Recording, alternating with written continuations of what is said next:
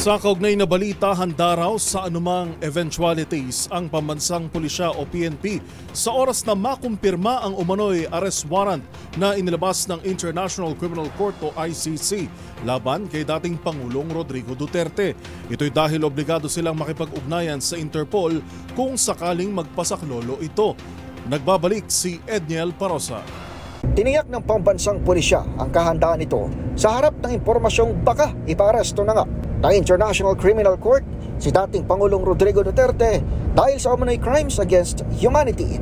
Sa maikling pahayag sa DZRH News, sinabi ni PNP Public Information Chief Police Colonel Randolph Tuanyo na handang hanay sa kahit anong pangyayari o eventualities. Sagot yan ni Tuanyo ng ating tanungin sa naunang statement ng Malacanang na obligado itong sumunod sa Interpol sakaling magpasaklolo ito sa hindi pa kumpirmadong arrest warrant. Samantala, kinumpirma rin sa DZRH ng Police Regional Office 11 ang napaulat na presensya ng pulisya sa Davao International Airport mula kahapon.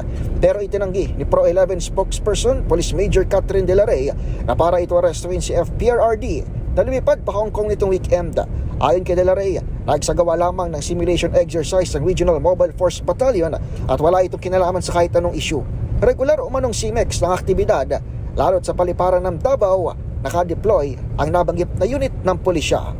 Para sa MBC TV Network News, ito si Edniel Parosa ng DZRH, una sa Pilipinas, una sa Pilipino.